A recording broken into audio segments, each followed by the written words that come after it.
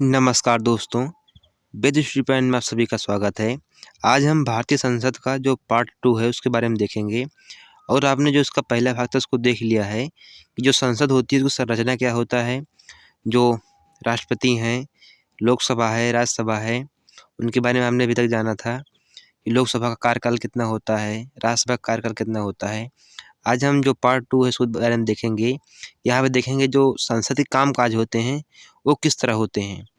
प्रश्नकाल क्या होता है, शून्यकाल क्या होता है, प्रस्ताव क्या होता है, विश्वास प्रस्ताव जो आता है, कटौती प्रस्ताव आता है, जो अविश्वास प्रस्ताव जो आता है और बजट कैसे पेश होता है, इन सब के बारे में आज हम जानेंगे। अगर आपने अभी तक जो पहली वीडियो है अगर उसको नहीं देखा हो, तो उसको आप देख लीजिए, जो उसका लिंक है डिस्क्रिप्शन में आपको मिल जाएगा। अगर आप चैनल पे पहली बार अगर आए हैं, तो चैनल को प्लीज़ सब्सक्राइब करें, साथ ही अपने दोस्तों में शेयर करें, क्योंकि जो ये वीडियो है वो आपके आने वाली किसी भी एग्ज़ाम के लिए बहुत ही महत्वपूर्ण होगी। क्योंकि यहाँ पर हम पूरा विस्तार से देखेंगे, संसद क्या होती है, संसद के कार्य क्या होते हैं, इन सब के बारे में देखेंगे। इसका जो पहला ही वीडियो था आप लोगों ने उसको बहुत पसंद किया है, हमें काफ़ी इससे मोटिवेशन मिलता है। हम स्टार्ट करते हैं कि जो प्रश्नकाल होता है, ये क्या होता है। जो प्रश्नकाल होता है, इनमें 3 तरह के प्रश्न पूछे जाते हैं। एक होता है तारांकित प्रश्न, एक होता है अतारांकित प्रश्न, एक होता है अल्प सूचना प्रश्न। इसमें 3 तरह के क्वेश्चन होते हैं। वहीं जो शून्यकाल है, ये हमारा जो संविधान जब बना था उसमें नहीं था ये। इसको 1962 से जोड़ा गया है। वहीं एक होता है आधे घंटे की चर्चा, जो 4 नंबर है अल्प सूचना चर्चा। और जो प्रस्ताव होता है, प्रस्ताव कितने तरह के हैं। एक अविश्वास प्रस्ताव होता है, इसके बारे में जानेंगे। वहीं विश्वास प्रस्ताव क्या होता है, कौन-सा प्रस्ताव किस सभा में आता है, कौन-सा लोकसभा में आता है, कौन-सा राज्यसभा में आता है, कौन राज्यसभा और लोकसभा दोनों में आता है, इन सब के बारे में हम जानेंगे। वहीं अगला जो है निंदा प्रस्ताव, इसको भी देखेंगे। विशेषाधिकार प्रस्ताव है, इसके बारे में जानेंगे। ध्यानाकर्षण प्रस्ताव है, इसको भी देखेंगे। धन्यवाद प्रस्ताव है, इसके बारे में भी जानेंगे। और वहीं कटौती प्रस्ताव है, इसको भी देखेंगे। और जो नियम 377 है, ये क्या होता है, इसके बारे में जानेंगे। अगर वीडियो आपको पसंद आ रहा हो तो वीडियो को लाइक करें, साथ ही हमारे चैनल को सब्सक्राइब भी कर लें अगर आपने अभी तक चैनल को सब्सक्राइब न किया हो तो। सबसे पहले हम देखते हैं जो होता है प्रश्नकाल। प्रश्नकाल क्या होता है? जो प्रश्नकाल होता है, जब संसद शुरुआत कर होता है, संसद स्टार्ट होती है, तो जो प्रश्नकाल होता है ये 11 से 12 बजे तक का ये समय होता है, जो कि संसद का ये पहला घंटा होता है। वहीं जो प्रश्नकाल है, इस समय जो है सदस्य प्रश्न पूछते हैं और जो सामान्यतः मंत्री होते हैं, वो इनके उत्तर देते हैं। और जो उत्तर दिया जाता है, ये 3 तरीके से दिया जाता है। एक इसमें होता है तारांकित प्रश्न, एक होता है अतारांकित प्रश्न, एक होता है अल्प सूचना प्रश्न। जो तारांकित प्रश्न होते हैं, इनमें जो होता है, जो मंत्री जी होते हैं, इनमें मौखिक उत्तर देते हैं और इसके बाद ये अनुपूरक प्रश्न पूछे जाते हैं। जो तारांकित प्रश्न होते हैं, इसमें जो मंत्री होते हैं, ये मौखिक उत्तर देते हैं और तथा इसके बाद जो है अनुपूरक प्रश्न भी आप पूछे सकते हैं। उसके बाद जो होता है अतारांकित, इसमें जो प्रश्न होते हैं, वो मंत्रियों को लिखित रूप में देने होते हैं, ना कि मौखिक रूप में। और वहीं जो है इसमें अनुपूरक जो प्रश्न है, आप नहीं पूछ सकते हैं। आपने देखा होगा दोनों में जो तारांकित होता है, इसमें मंत्री को मौखिक उत्तर देना होता है और आप इसमें अनुपूरक प्रश्न पूछ सकते हैं, जो चाहें आप वो पूछ सकते हैं। लेकिन वहीं जो अतारांकित होता है, इसमें आप जो मंत्री होते हैं, इनमें मंत्रियों को लिखित उत्तर देना पड़ता है और इसमें आप अनुपूरक जो प्रश्न है, इसको नहीं पूछ सकते हैं। उसके बाद है अल्प सूचना प्रश्न। ये क्या होता है? तो होता है आपातकालीन प्रश्न, इसे भी कहते हैं।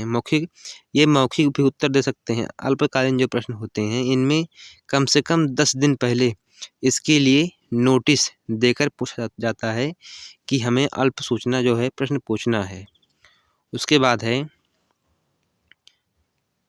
जो तारांकित प्रश्न होता है, ये तारांकित, अतारांकित और जो अल्पकालीन प्रश्न होते हैं तथा प्राइवेट सदस्यों से प्रश्नों की जो सूची होती है, क्रमशः हरे रंग, सफ़ेद रंग और जो है हल्के गुलाबी रंग तथा पीले रंग से छपी होती है। ये इनकी पहचान होती है ताकि ये एक दूसरे से अलग दिखें। आप देख सकते हैं जो तारांकित प्रश्न होते हैं ये हरे रंग के होते हैं, वहीं जो अतारांकित प्रश्न होते हैं ये सफ़ेद रंग के होते हैं। जो अल्पकालीन प्रश्न होते हैं ये हल्के गुलाबी के होते हैं, वहीं जो प्राइवेट सदस्य जो प्रश्न पूछे जाते हैं ये होते हैं पीले रंग के। शून्यकाल है, जो शून्यकाल की शुरुआत है आपने इसको देखा था अभी कि जो इसकी शुरुआत है संसद में, ये संविधान में नहीं था, लेकिन इसको 1962 से शुरुआत हुई है। शून्यकाल में कोई भी जो सदस्य है मंत्री से प्रश्न पूछ सकता है और मंत्री पर कोई बाध्यता नहीं है कि वो जवाब दे या न दे। आप देख सकते हैं कि जो मंत्री जी हैं उनको कोई बाध्य नहीं कर सकता है कि वो जवाब दें या न दें। आप जो चाहें वो पूछ सकते हैं, लेकिन मंत्री जी पूरा फ्री हैं इस पे। उसके बाद है जो आधे घंटे की चर्चा, ये क्या होती है? तो किसी मुद्दे पर आधे घंटे की चर्चा के लिए जो पीठासीन अधिकारी होता है वो इसके लिए 5 बजे से 5:30 बजे तक का जो समय है वो घोषित करता है। लोकसभा में आधे घंटे की जो चर्चा है ये सोमवार, बुधवार और शुक्रवार यानी हफ्ते में सिर्फ 3 दिन, और जबकि जो वही राज्यसभा है वहाँ पे कभी भी हो सकती है ये। लेकिन इसको जो है जो सभापति होता है वो निर्धारित करता है। आप जब भी चाहें वो प्रश्न पूछ सकते हैं। अल्पकाल जो आधे घंटे की चर्चा होती है कभी भी हो सकती है ये। जो अल्पकालीन चर्चा होती है ये क्या है? जब किसी लोक महत्व मुद्दे पर जब 2 घंटे की चर्चा के लिए समय दिया जाता है तो उसे अल्पकालीन चर्चा या 2 घंटे की चर्चा भी कहते हैं। जो अल्पकालीन चर्चा होती है इसे 2 घंटे की चर्चा भी कहा जाता है। और ये होती क्यों है? अगर कोई जो मुद्दा हो लोकहित से संबंधित हो, कि कहीं पर आपदा आने वाली है या कहीं पे सुनामी आने वाली है, इससे संबंधित कोई अगर मुद्दा है तो इसके लिए यहाँ पे आप चाहें तो कोई भी प्रश्न पूछ सकते हैं जो मंत्री लोग होते हैं उनसे। उसके बाद आता है प्रस्ताव। प्रस्ताव क्या होता है? तो प्रस्ताव में पहला जो है विश्वास प्रस्ताव। विश्वास प्रस्ताव जो है इसका जो उल्लेख है ये संविधान में और ना ही लोकसभा के नियम में इसका कहीं पर भी वर्णन नहीं है जो विश्वास प्रस्ताव होता है। विश्वास प्रस्ताव होता क्या है? जो विश्वास प्रस्ताव है ये मंत्रिपरिषद जो होती है लोकसभा में अपना जो विश्वास सिद्ध है उसको करने के लिए लाती है, और मंत्रिपरिषद अथवा मंत्रिपरिषद अपना जो है विश्वास लोकसभा में अगर सिद्ध नहीं करती है तो सरकार समझो धड़ाम से गिर जाती है। विश्वास प्रस्ताव सिर्फ यही होता है कि जो मंत्रिपरिषद है अपना जो है विश्वास लोकसभा में साबित करे।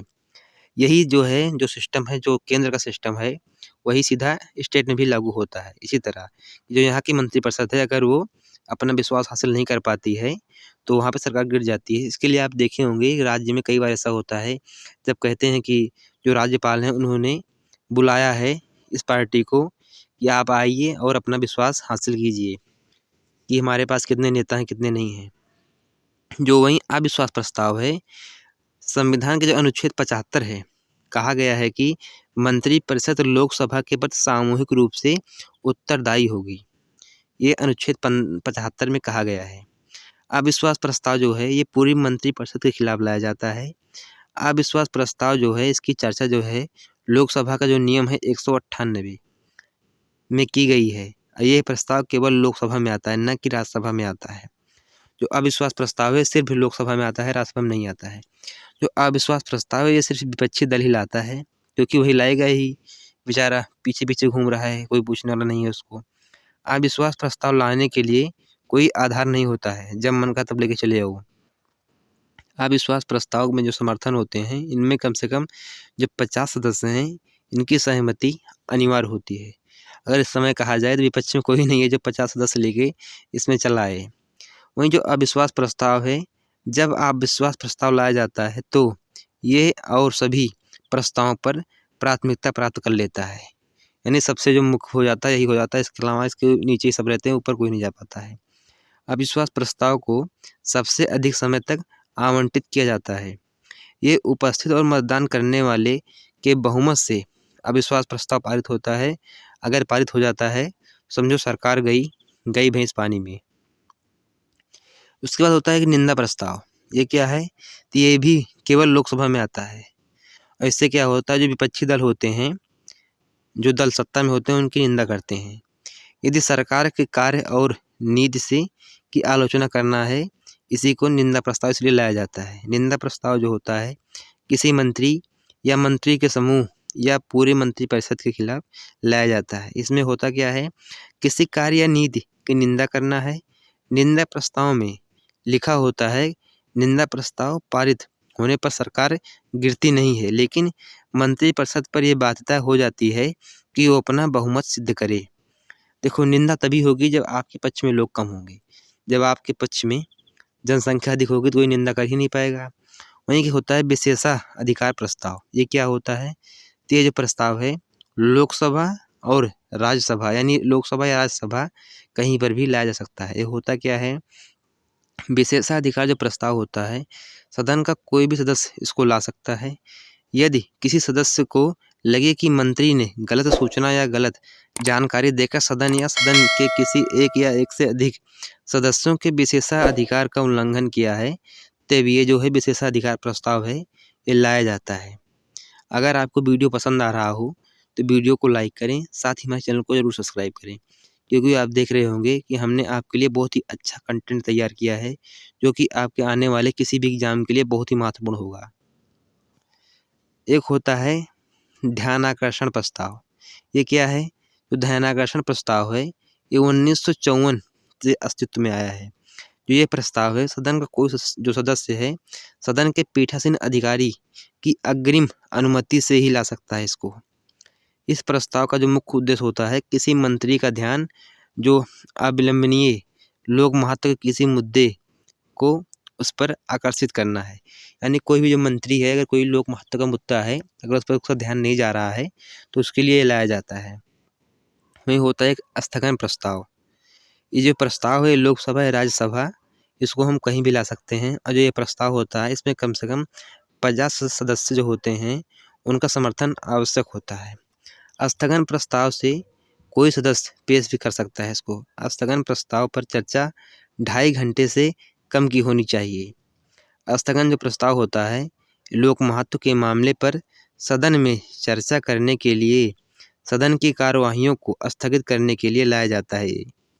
एक होता है धन्यवाद प्रस्ताव। ये क्या होता है, तो राष्ट्रपति अभिभाषण प्रत्येक नई लोकसभा की पहली बैठक और प्रत्येक वर्ष जो पहली बैठक पर देता है वो अभिभाषण मंत्रिपरिषद द्वारा लिखा होता है। अगर आप जानते होंगे तो आपको पता ही होगा कि जो राष्ट्रपति है बेचारा ये समझो कठपुतली है, जो भी मंत्रिपरिषद कहेगी वही ये करता है, उसके अलावा एक भी कदम ज़्यादा चल नहीं सकता है। राष्ट्रपति के जो ये प्रस्ताव है इस अभिभाषण को ब्रिटेन के राजा का भाषण से लिया गया है। जो ये अभिभाषण देता है इसी तरह जो है ब्रिटेन के जो राजा जी होते हैं ये भी भाषण देते हैं। अभिभाषण में राष्ट्रपति आने वाले वर्ष में सरकार की नीतियों एवं योजनाओं का खाका खींचता है। अभिभाषण के उपरांत सदन में चर्चा होती है, इसी को धन्यवाद प्रस्ताव कहा जाता है। इस प्रस्ताव को संसद पारित होना होता है, सदन में पारित होना होता है, नहीं तो इसका मतलब है कि सरकार का पराजित होना है। अगर धन्यवाद नहीं हुआ समझो आपकी पार्टी कमज़ोर हो गई है और आप जाइए अपने घर को जो है बोरी बिस्तर बांध के। वहीं एक होता है कटौती प्रस्ताव। यह होता है समापन इसे भी कहते हैं। इसमें क्या होता है कि किसी चलती हुई चर्चा को समाप्त करना ही कटौती प्रस्ताव कहा जाता है। और ये होता है कितनी तरह के होता है, 4 प्रकार की। एक होता है साधारण कटौती। ये किसी सदस्य की ओर से रखा जाता है और अब इस मामले पर पर्याप्त चर्चा हो चुकी है, अब इसे मतदान के लिए रखा जाए। एक होता है कंगारू कटौती प्रस्ताव। आपको पता है कंगारू मतलब जो कूद कूद के होता है।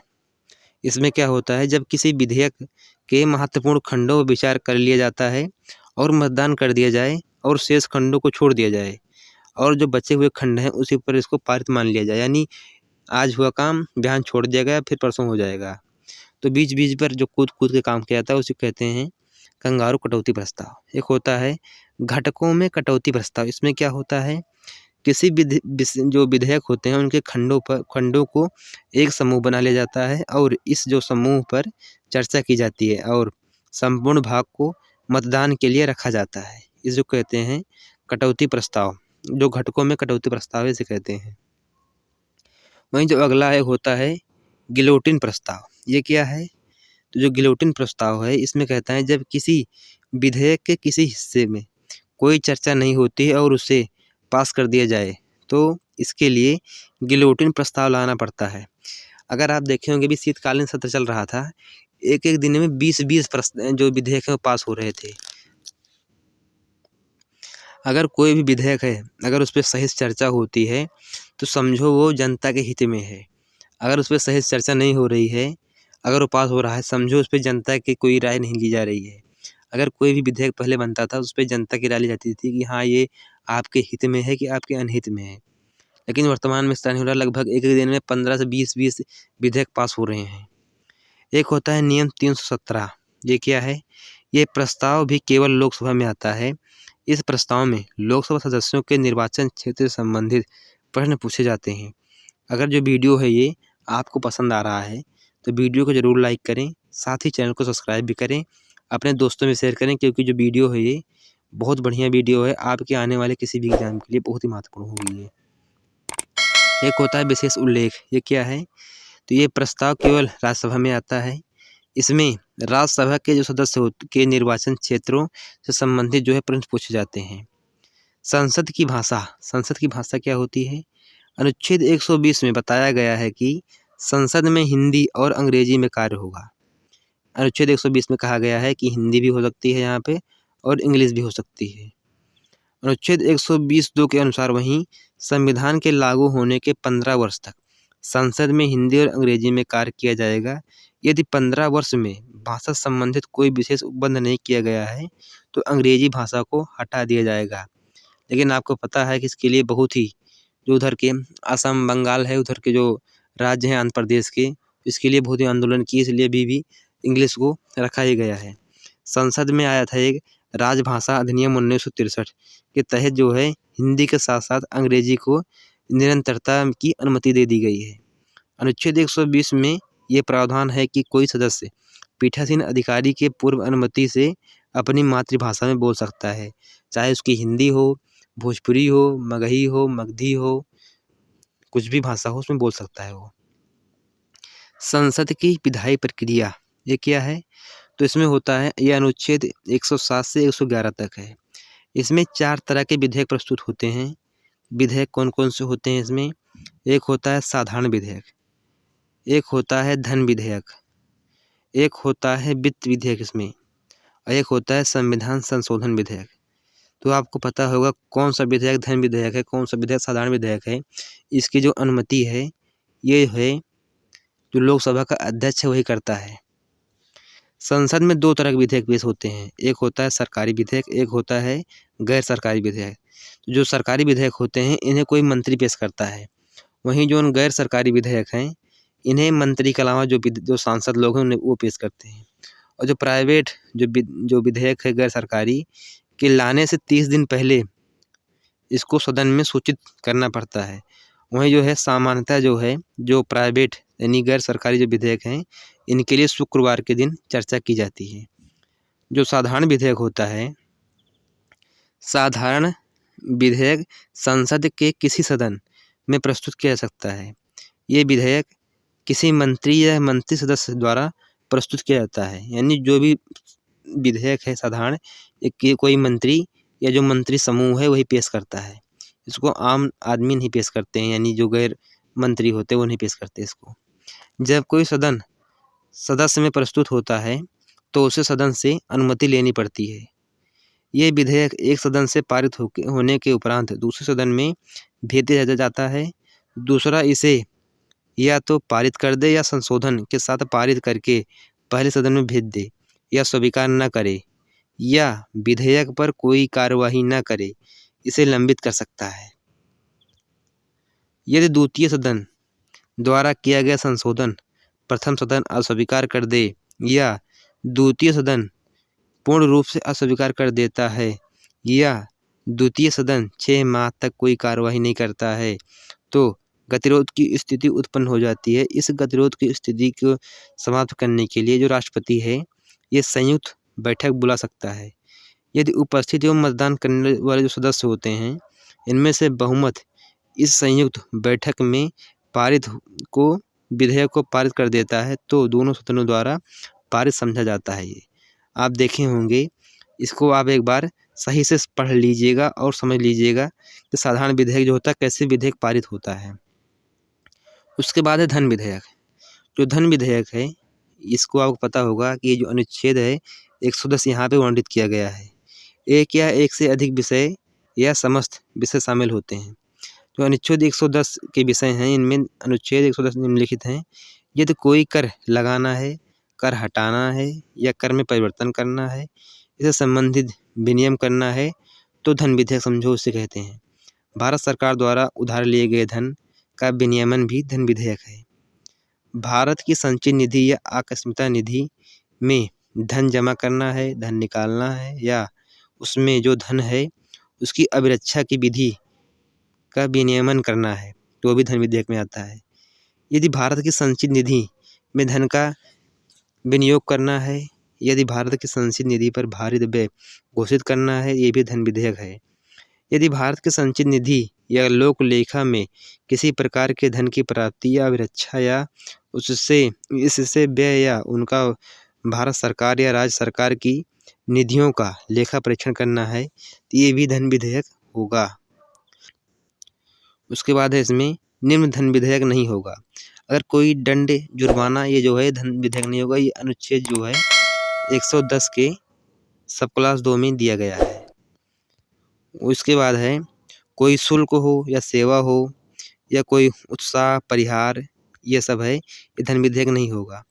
वही जो अनुच्छेद 110 का 3 है के अनुसार जो कोई विधेयक धन विधेयक है या नहीं है जो इसका अंतिम निर्णय है ये लोकसभा का अध्यक्ष करता है। वहीं अनुच्छेद 117 है इसके अनुसार धन विधेयक राष्ट्रपति की पूर्व अनुमति से ही लोकसभा में ये लाया जा सकता है। किसी कर को खत्म करना है या राशि में कमी करनी है इसके लिए राष्ट्रपति की पूर्व अनुमति जो है ये आवश्यक नहीं है। जो धन विधेयक है इसके बारे में पता होगा कि लोकसभा में भेजा जाता है। राज्यसभा इस विधेयक पर स्वीकृति दे सकती है, संशोधन नहीं कर सकती है। ये केवल संशोधन के लिए सिफारिश कर सकती है, लोकसभा माने या न माने इसके लिए बाध्य नहीं है। विधेयक 14 दिन में वापस नहीं करती है तो दोनों सदनों द्वारा ये पारित समझ लिया जाता है। इसलिए राज्यसभा जो है कोई भी उनके पास खास इसके लिए बल नहीं है। उसके बाद होता है एक वित्त विधेयक। वित्त विधेयक क्या है? वित्त विधेयक क्या होता है? तो वित्त विधेयक वो विधेयक होता है जो वित्तीय मामलों से संबंधित होता है। इसमें क्या होता है कि जो राजस्व या व्यय संबंधित इसमें मामला होता है।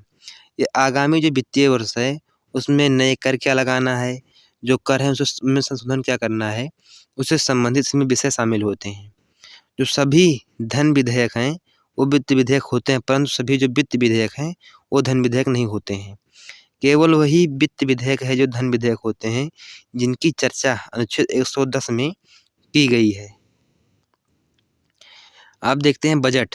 जो बजट है, जो बजट जो शब्द है इसका संविधान में कहीं उल्लेख नहीं है। अगर संविधान में जो उल्लेख है तो ये है वित्तीय वार्षिक ये जो है वार्षिक वित्तीय विवरण नाम से इसका जो है उल्लेख है अनुच्छेद 112 में। जो बजट है मुख्यतः आप पढ़ते होंगे इकोनॉमी में, यानी जो इकोनॉमी है अर्थशास्त्र यानी, लेकिन उसमें होता है अर्थव्यवस्था। जो अर्थव्यवस्था है उसी में आप पढ़ते हैं। लेकिन यहाँ पे आप ये समझें कि बजट को जो पास होता है कैसे पास होता है, कैसे इस पर चर्चा होती है, इसके बारे में आप देखेंगे यहाँ पे। अगर आपने अभी तक चैनल को सब्सक्राइब न किया हो तो चैनल को सब्सक्राइब कर लें, साथ ही वीडियो को लाइक भी कर दें। नई बजट लाने के पहले जो पुरानी बजट की आर्थिक सर्वेक्षण की जाती है और नए जो बजट हैं उसकी पृष्ठभूमि के रूप में तैयार किया जाता है। जो वित्तीय वर्ष है 1 अप्रैल से जो है 31 मार्च तक होता है। 2018 से पहले जो है रेलवे बजट और आम बजट दोनों अलग अलग होते थे, लेकिन 2018 के बाद से ये दोनों एक ही में ही इनका भी दोनों के एक में ही ज्वाइंट कर दिया गया। वहीं जो है जो बजट होता है निम्नलिखित प्रक्रिया जो संसद से गुजरता है इसमें पहली होती है बजट का प्रस्तुतिकरण। इसमें क्या होता है, बजट जो है वित्त मंत्री द्वारा इसको लोकसभा में प्रस्तुत किया जाता है। उसके बाद होती है इस पर आम बहस। आम बहस कैसे होती है, वित्त मंत्री द्वारा बजट प्रस्तुत किए जाने के बाद इस पर चर्चा होती है। फिर क्या होता है, इस पर होता है जो विभागीय समितियां होती हैं इनके द्वारा इनकी जांच की जाती है। इसमें होता है बजट पर आम बहस पूरी होने के बाद सदन पर 1 महीने के लिए इसे स्थगित हो जाती है। फिर ये इस पे फिर जो विभागीय समितियां हैं वो इस पे चर्चा करती हैं। जो विभागीय समितियां हैं, जो इनकी स्थापना है, ये 1993 में इनकी स्थापना की गई थी विभागीय समितियों की। फिर इस पे होती है अनुदान की मांग कि किस पे कितना अनुदान होना चाहिए। जो विभागीय समितियां हैं कि आलोक में लोकसभा में अनुदानों की मांग के लिए मतदान होता है। जैसे होता है रेल बजट पे इतना % जाना चाहिए, रक्षा बजट पे इतना जाना चाहिए, शिक्षा के लिए इतना जाना चाहिए। इस तरह इस पे जो समितियां हैं वो अपना बताती हैं कि हमें कितना चाहिए, कितना नहीं चाहिए। जो मांग है मंगलवार को प्रस्तुत की जाती है। अनुदानों की मांग पर मतदान करने के लिए 26 दिन का समय दिया जाता है। 26 दिन में केवल 4 से 5 मंत्रालयों पर मतदान हो पाता है। आखिरी दिन में लोकसभा अध्यक्ष सभी मांगों को एक मांग मानकर इसको पारित कर देते हैं। व्यय जो होता है वो 2 प्रकार का होता है। एक होता है संचित निधि पर भारित व्यय, एक होता है संचित निधि से किया जाने वाला व्यय। जो भारित व्यय होता है संचित निधि पर, इसमें होता है जिन पर लोकसभा में चर्चा हो सकती है लेकिन मतदान नहीं हो सकता है, इनको संचित निधि पर भारित व्यय घोषित किया जाता है। वहीं होता है एक संचित निधि से किया जाने वाला व्यय। इसमें वो व्यय शामिल होता है जिस पे लोकसभा में चर्चा होने के साथ साथ मतदान भी होता है। भारित व्यय क्या क्या होते हैं? जिनमें होता है जो संवैधानिक पद पर आसीन पदाधिकारी हैं उनके वेतन, भत्ते एवं पेंशन, और वह यही भारत सरकार की जो साख को प्रभावित करने वाले विषय होते हैं। इनमें क्या क्या होते हैं, जैसे एग्जाम्पल में अगर आप देखें तो इसमें राष्ट्रपति जो होते हैं उनके वेतन भत्ते, उपराष्ट्रपति, लोकसभा के अध्यक्ष, राज्यसभा के उपसभापति, लोकसभा के उप अध्यक्ष जो होते हैं उनके वेतन भत्ते, वहीं जो सुप्रीम कोर्ट है उनके न्यायाधीश के वेतन भत्ते, जो भारत के नियंत्रक एवं महालेखा परीक्षक हैं कैग उनके वेतन भत्ते, जो यूपीएससी है संघ लोक सेवा आयोग के अध्यक्ष हैं सदस्य हैं उनके वेतन भत्ते, वहीं जो उच्चतम न्यायालय भारत का नियंत्रक महालेखा परीक्षक तथा जो संघ है संघ लोक सेवा आयोग के जो कार्यालय हैं, जो उनके कार्यालय जो खर्चे हैं उनके काम के लिए कर्मचारी के वेतन भत्ते, वहीं जो न्यायालय द्वारा मध्यस्थ अधिकरण जैसे जो एनजीटी बनाया जाता है हरित के लिए, इसी तरह कोई जो कंपनी के लिए बनाया जाता है इनके लिए उनके लिए जो वेतन भत्ते होते हैं। संसद चाहे तो किसी व्यय को भारत की जो संचित निधि है उस पर जो भारित व्यय है उसको घोषित कर दे, उसके जो वेतन भत्ते होंगे वो खर्चा। वहीं जो अगला है अब आप देखें भारत का लोक लेखा, यह है अनुच्छेद 266 के 2 में, जो भारत की संचित निधि है में जो धन जमा होता है इसके अलावा जो भी सार्वजनिक राशि है वो भारत का लोक लेखा में जमा होता है। जैसे कि बैंकों की जमा राशि, जीवन बीमा की राशि, भविष्य निधि जो पीएफ होता है, इनमें से पैसा निकालने के लिए सरकार को संसद की पूर्व जरूरत नहीं होती है। एक होता है आकस्मिकता निधि, ये अभी जो पिछला पेपर होता है पीसीएस का उसमें क्वेश्चन आया था कि ये होती है आकस्मिकता निधि, इसका अनुच्छेद कौन सा है? तो जो ये निधि जो है 1950 में भारत की जो आकस्मिकता निधि अधिनियम है 1950 के तहत बनी थी। इस निधि से पैसा निकालने के लिए सरकार को संसद से मंजूरी की ज़रूरत नहीं होती है। यहाँ से सरकार जब चाहे पैसा निकाल सकती है, इसके लिए किसी मंजूरी की ज़रूरत नहीं पड़ती है। राष्ट्रपति की ओर से भारत सरकार का जो वित्त सचिव है इस निधि की रक्षा करता है। वहीं जो ये निधि है ज़रूरतों की पूर्ति के लिए बनाया जाता है इसको। अगर वीडियो आपको पसंद आ रहा है तो वीडियो को लाइक करें, साथ ही चैनल को सब्सक्राइब भी करें। अगर आप चैनल को सब्सक्राइब नहीं करते हैं तो हमको बहुत दुख होता है इससे। वित्त विधेयक के जो प्रकार होते हैं 2 प्रकार के वित्त विधेयक होते हैं। एक होता है वित्त विधेयक प्रकार 1 जो अनुच्छेद 117 में दिया गया है, वहीं जो वित्त विधेयक प्रकार 2 है ये अनुच्छेद 117(3) में दिया गया है।